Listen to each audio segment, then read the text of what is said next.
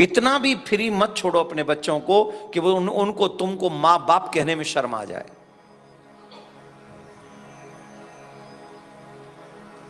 मेरा आग्रह है आप सभी से, हमारा धर्म ही हमारी आत्मा है, हमारा धर्म ही हमारी आत्मा का श्रृंगार है।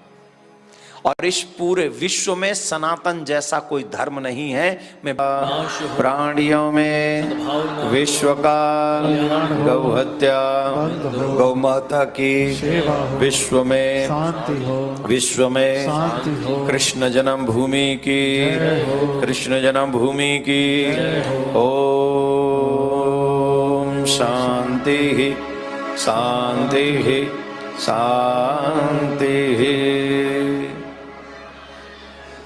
मेरा निवेदन है, जो भक्त प्रेमियों के बीच में जो जगह है उसको के भरें और आप थोड़ा थोड़ा आगे आकर बैठें, क्योंकि पीछे एकदम जब पैक हो जाता है तो फिर दिक्कत होती है और बीच में कईयों के बीच में बहुत जगह रहती है।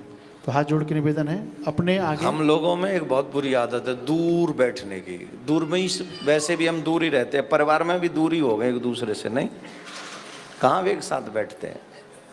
एक बात याद कर लो, जीवन भर के लिए काम आएगी, साथ रहोगे तो प्रसन्न रहोगे, अकेले रहोगे तो इतने भी ब्रह्मज्ञानी मत बनो कि एक हो ब्रह्म कि आत्माराम हो जाओ, अकेले अपने आप में ही रमण करो। तो सभी बैठ जाएं शांति से, कोई भी वार्तालाप न करें और प्रयास करें। अच्छा, हमने कल कहा था कि सबको बताना, कौन किस किस ने बताया, जाके किसी और को बताया था? हमारी ये विशेषता है, हम सुनते सब हैं पर करते वही हैं जो हमारे मन में होता है। हम सब हिंदुओं की यही बात है सच्ची में, और यही हालत तुम्हारे बच्चों की भी है। तुम्हारी सुनते जरूर हैं पर करते वो अपने ही मन की है। हाँ या ना? हाँ या ना? लेकिन जो फॉलो करते हैं वो बहुत अच्छे होते हैं। हमारे सनातनियों से हम आग्रह करते हैं कि आप लोग सभी दूर मत रहिए, भटके मत रहिए। आज विश्व में सनातनी सबसे ज्यादा अकेला है। पूरे विश्व में हम सनातनियों की कोई सुनने वाला नहीं, कोई भी नहीं। और उसके पीछे रीजन क्या है, बात क्या है? उसके पीछे रीजन यह है कि हम खुद अपने समाज की चिंता नहीं करते, हम सिर्फ अपनी चिंता करते हैं।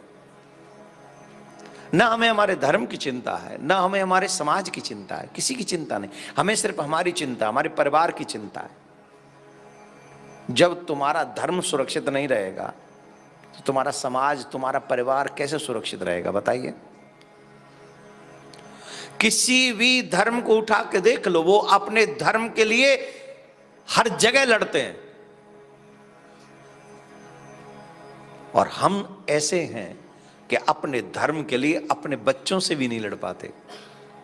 उन बच्चों को भी कहते ठीक है तुम नहीं करना तो मत करो। अरे तेरा भला हो, तुमने उसकी आइडेंटिटी छीन ली उससे, उसकी आईडी छीन ली उससे। कैसे नहीं करो, करना पड़ेगा। You must have to do this, you must have to learn your religion.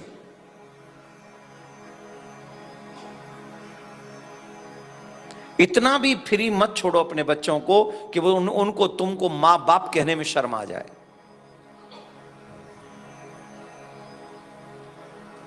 मेरा आग्रह है आप सभी से, हमारा धर्म ही हमारी आत्मा है, हमारा धर्म ही हमारी आत्मा का श्रृंगार है। और इस पूरे विश्व में सनातन जैसा कोई धर्म नहीं है, मैं विश्वास के साथ कह सकता हूं, प्रमाण है मेरे पास। आई रिस्पेक्ट और रिलीजन। मैं किसी के धर्म का अपमान नहीं करता, कभी किया भी नहीं, करूंगा भी नहीं। लेकिन मुझे गर्व है, I proud as a my Sanatani, I proud myself. The reason, Sanatan कहते किसको है? जो सत्य है। और सत्य की एक स्थिति है, जानते हो क्या? भूत भविष्य वर्तमान तीनों कालों में रहता है, वो मिटता नहीं है। सत्य छिप सकता है, मिट नहीं सकता। ये याद रखिए।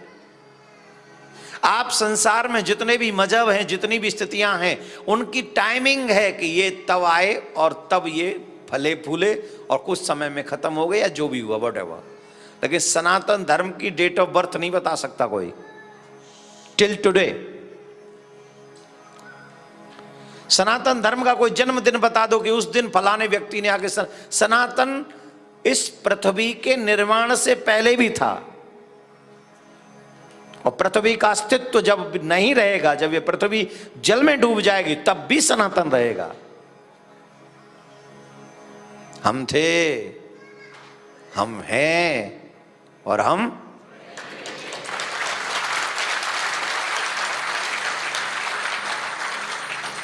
जो सत्य हो और तुम अपने बच्चों को उससे दूर रखो, तो ये बच्चों के लिए और तुम्हारे लिए, दोनों के लिए दुख की बात है। तुम्हें शर्म आती है टीका लगाने में, पर उनको शर्म, उनको बड़ा प्राउड फील होता है किसी को क्रॉस पहनने में, किसी को टोपी पहनने में, उन्हें प्राउड होता है और होना भी चाहिए। तुम्हें तिलक लगाने में शर्म आती है, तुम्हें तुलसी पहनने में शर्म आती है, तुम्हें माँ बाप का चरण छूने में शर्म आती है, तुम्हें रामायण पढ़ने में, तुम्हें मंदिर जाने में, तुम्हें कथा सुनने में शर्म आती है। अरे शर्म करनी हो तो इस बात की करो कि तुम अपने माँ बाप की अच्छी संतान नहीं हो। शर्म करना है तो इस बात की कि मेरे मन में ईश्वर के प्रति निष्ठा नहीं, उस ईश्वर के प्रति जिस ईश्वर ने मेरा निर्माण किया है। शर्म के लिए तो बहुत सारी बातें। शर्म करनी इस बात पे करो कि तुम ड्रिंक करते हो, शर्म करनी है तो इस बात पे करो कि तुम मांस खाते हो, तुमको शर्म करनी है तो इस बात पे करो कि तुम बड़ों से जुबान लड़ाते हो, तुम्हें शर्म करनी है तो इस बात पे करो कि तुम्हें अपने भगवान पे ही डाउट है।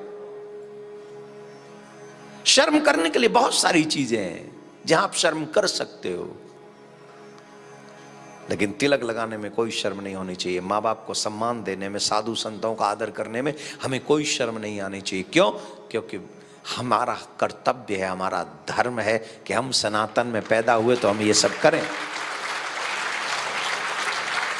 कितने लोग तो इस कथा में इसलिए नहीं आते क्योंकि आप हिंदू सभा में कथा कर रहे हो, हिंदू ही हैं वो, बोले हिंदू सभा में आप कथा कर रहे हो इसलिए हम नहीं आएंगे। तो कहां करें? सड़क पर कर लें, कहां करें? और कितने लोग यहां हैं कि जब मैं कहीं और दूसरी जगह जाऊंगा तो वो उनके, हम तो हिंदू सभा में ही जाते हैं, तो वहां मैं भागवत नहीं करूंगा, मैं गरुड़ पुराण करना शुरू कर दूंगा वहां। या यहां में वो जो है वो कुछ और बॉलीवुड की कोई कहानी सुना रहा हूं। क्या कर रहा हूं मैं? ये भेद क्यों है हम सब में? कोई मंदिर का प्रधान बन गया, कोई मंदिर का सेक्रेटरी बन गया, कोई फलाने का प्रधान है, कोई फलाने का सेक्रेटरी है, कोई फलाने का ये है, कोई फलाने का चेला है, कोई फलाने का चेला, कोई फलाने का चेला। अरे तुम सनातनी कब बनोगे? तुम एक कब होगे और कब एक होकर सनातन धर्म का झंडा बुलंद करोगे? अगर अलग अलग रहे तो तुम्हें न तुम्हारे धर्म को कोई नहीं पूछेगा, और जिस दिन एक हो जाओगे पूरा विश्व तुम्हारी रिस्पेक्ट करेगा।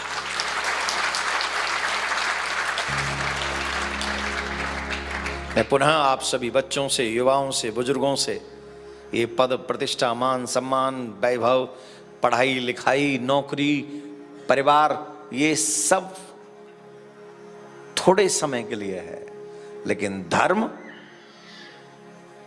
तुम्हारे जन्म से पहले का विषय है और तुम्हारी मृत्यु के बाद का भी विषय है।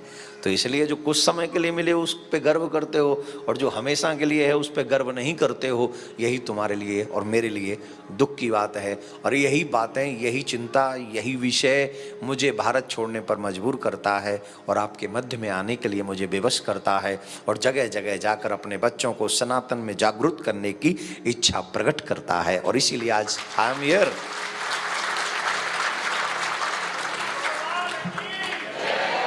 अच्छा बताइए, मुझे यहाँ आना चाहिए कि नहीं? लेकिन जो यहाँ नहीं आए, क्या वो हिंदू नहीं है? जब मैं भारत से चल के यहाँ आ सकता हूँ, तो वो अपने घर से चल के यहाँ तक क्यों नहीं आ सकते?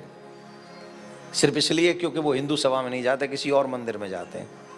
तो महाराज आए तो महाराज गलत जगह चुन ली। अब महाराज ने गलत जगह चुन ली, तुमने गलत थिंकिंग नहीं पाल ली।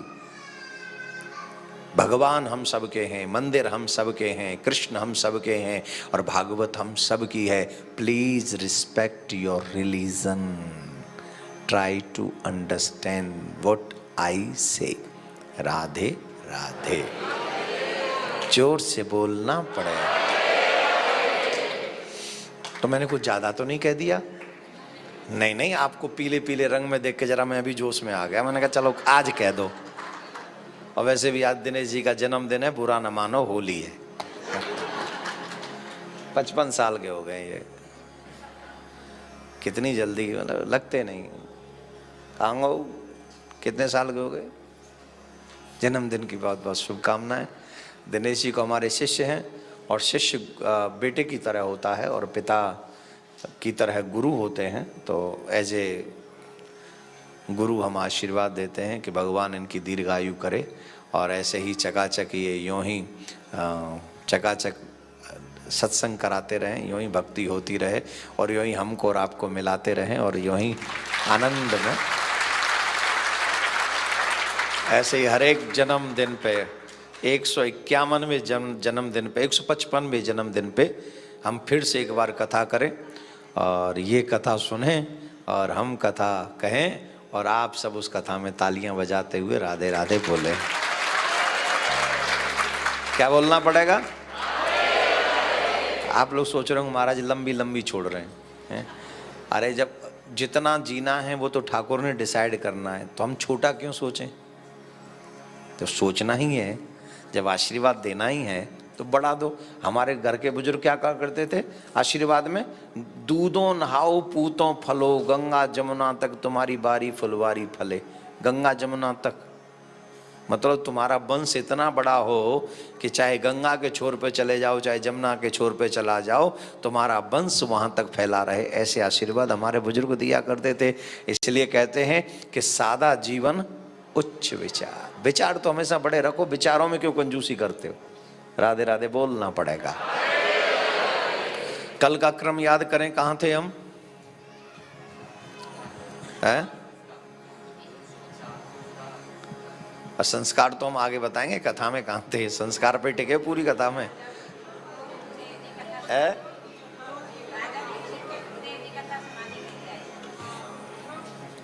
माता जी को बहुत ध्यान से सुन रही माता जी, परीक्षित जी और सुखदेव जी याद हैं, बाकी के कुछ क्या सुनाया वहां तक हम बात पूछ रहे हैं। कहां तक पहुंचे थे बताओ? ध्रुव जी की कथा तो विस्तार से सुनाई थी हमने। हम तो पहुंच गए थे ऋषभ देव जी तक। कपिल उपाख्यान तो पहले ही हो गया था। ऋषभ देव जी तक पहुंच गए थे, और ऋषभ देव जी के पुत्र हुए भरत। कौन हुए? भरत। देखो हम आपको कथा क्रम तो सुना रहे हैं, कथा का आनंद ले रहे हैं, हम आपको कुछ और सुनाना चाहते हैं आज। सुनाएं? आपके कर्म, जिसे हमारे यहां कहते हैं स्वर्ग और नरक, व्यक्ति के कर्म ही डिसाइड करते हैं कि वो स्वर्ग जाएगा कि नरक जाएगा या मुक्त हो जाएगा।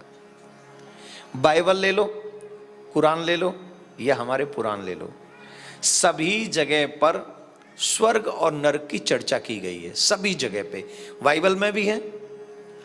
बाइबल में इंग्लिश में कहते हैं हेल एंड हेवन, कहते हैं, सुना है? गो टू, बड़ा फेमस वर्ड है गो टू। इसका मतलब नरक होते हैं, क्योंकि इसे तो बाइबल भी मानता है। और कुरान में भी जन्नत एंड जहन्नुम, स्वर्ग और नरक। जन्नत माने स्वर्ग और जहन्नुम माने नरक। कहते बुरा कर्म करोगे तो तुम्हें जहन्नुम नसीब होगी। हमारे यहां कहते हैं बुरे कर्म करोगे तो तुम्हें नरक जाना पड़ेगा। You will have to go in narak, जाना ही पड़ेगा। अब ऐसे कौन से कर्म हैं जिनके कारण हम नरक में जाते हैं, और कौन सा कर्म करने के बाद में हमें नरकों में कौन कौन सी सजा मिलती है? थोड़ा बहुत बताऊं? भागवत के प्रमाण है ये, हम अपने मन से नहीं कह रहे हैं। और इन चीजों को अपने बच्चों को जरूर सुनाया करो। जब व्यक्ति सत्य को जानता है तो असत्य पे चलने से डरेगा। आज प्रॉब्लम क्या है कि हमारे लोगों ने इतना उनमें फ्रीडम घुसेड़ दिया। बोले मरने के बाद किसने देखा है कि नरक है? कोई गया है नरक? देखा है किसी ने? एक बात बताएं, हम बताएं नरक से आए हुए व्यक्ति की पहचान बताएं, बताएं कि नहीं? जो सबको दुख देता हो, हमेशा सबसे क्लेश करता हो, कभी भी किसी भी कंडीशन में खुश न रहता हो, समझो वो व्यक्ति नरक से आया है। और जो हर स्थिति में अपने आप को खुश रखता हो, जो मंदिरों में जाकर शांति प्राप्त कर लेता हो, जो दूसरों को भी सुख देने की चेष्टा करता हो और खुद भी सुखी रहने का प्रयास करता हो और हमेशा जियो और जीने दे की परंपरा का निर्वहन करता हो, परमात्मा को भूलता ना हो, बड़ों का आदर करता हो, समझ लो ये व्यक्ति स्वर्ग से आया है। सीधी सी पहचान। और दोनों ही प्रकार के लोग मिल जाएंगे आपको आपके डेली के दिनचर्या में। एक तो दाएं दाएं देने वाले, काएं काएं करने वाले, लड़ने वाले, बात बात पे गुस्सा करने वाले। अब ये इतना क्यों करते? बोले इतना पिटके आए यमराज के हाथों से, उनके दूतों का। नहीं सच्ची बात, तुम आई सुबैया, मजाक नहीं कर रहे। इतना पिटाई हुई है, ये लाल पीले किए जाते थे वहां। लोहे के धनकुटा होते हैं, लोहे के, जिन्हें मुकदर कहा जाता है, और लोहे के मुकदरों से उनकी सेवा होती है। कभी वो भट्टी में जलाए जाते हैं, कभी वो गर्म रेती पे दौड़ाए जाते हैं, कभी वहां के जो पेड़ हैं, वो मैं डरा नहीं रहा तुहानू, तुसी बस समझो मैनू। वहां बड़े बड़े पेड़ होंगे ने, बड़े बड़े बड़े बड़े, उसका नाम ही अस्त्रीपत वन। कौन सा वन है? अस्त्रीपत्र। उसके पत्ते जो हैं वो दुधारी तलवार जैसे पहने हैं, और उस पेड़ पर व्यक्ति को उल्टा लटकाया जाता है, पापी को सर पकड़ा जाता है, उसके बाल पकड़े जाते हैं, उसे खींचा जाता है नीचे यमराज के दूतों के द्वारा। और जब उसे नीचे खींचा जाता है तो पत्ते उसके अंग अंग को चीर देते हैं। क्या करते हैं? उंगली काट के देखो अपने चाकू से, आपको पता चलेगा दर्द किसको कहते हैं, आपको उससे पता चल जाएगा। और पाप कर्म ही व्यक्ति को वहां ले जाता है। हम कहें नरक ना हो, फिर भी हमारे यहाँ मदिरा पीना अच्छा मानते कि बुरा? जोर से बोलो, जोर से बोलो ना। मांस खाना अच्छा मानते कि बुरा? माँ बाप का अपमान करना अच्छा मानते कि बुरा? किसी को गाली गलौज देना अच्छा मानते बुरा? किसी को थप्पड़ मारने को अच्छा बोलते कि बुरा? पर स्त्री गवन करने को अच्छा मानते कि बुरा? पराई पुरुष के साथ में रात दिन हाथ में हाथ डाल घूमने को अच्छा मानते बुरा? जोर से बोलो।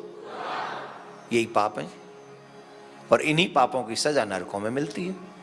आप ही मान रहे हो बुरा, तो इसमें तो कोई साइंस नहीं दौड़ाया हमने, दौड़ाया? बोलो।